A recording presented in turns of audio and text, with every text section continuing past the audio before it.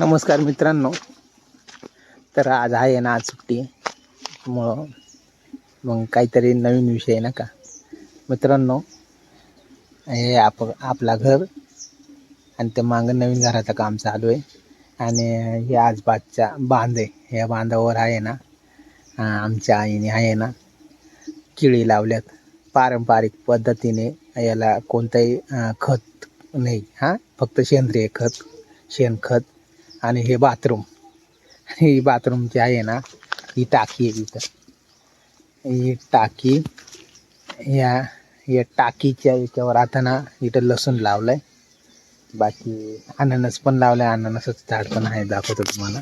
अजून असंच अननस आणला आणि त्याला म्हणलं लावायचा लागलं तर लागलं. आणि इकडं कोथिंबीर आहे, तर त्याच्या बाजूला आहे ना.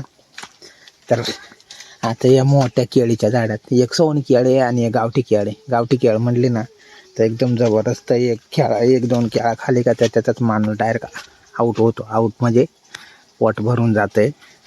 तर आता मी गेलो होतो तिकडं खाली पाईपाचा लिकेज काढाय.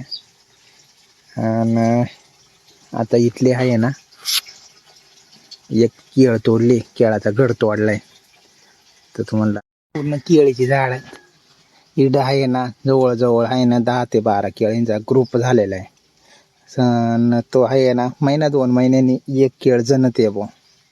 तर मग आता इकडंच केळ होती, ते केळीचा झाड तोडलाय आणि तो इकडं खाली हेलपाटलाय. याच्या मागं असं कारण राहतं, काही केळी पिकली किंवा केळीचा घड तोडल्यानंतर तो झाड तोडूनच टाकावं लागत. त्याच्या जागेवर नवीन असे छोटे छोटे कोंब फुटत येत. कोंब फुटले का त्याचं झाडात रूपांतर होतंय.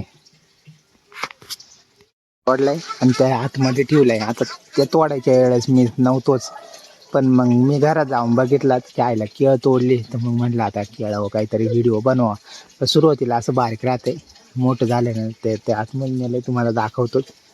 आणि निसर्ग पण आहे. केळा तोडल्यात ना, कुठं आहेत केळा?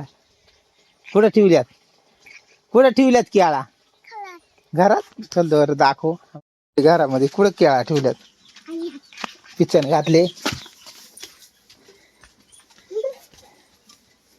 कुठं रे? हे केळा पिकेल नव्हता का याला? आता पिचन घालायची आहे ना. हा. एक केळाचा घड आहे. आता तर पिचन घालायची. पिचन घालायची आता. आता पिचन घालायची ना रे. पिकले होती सगळ्यांनी.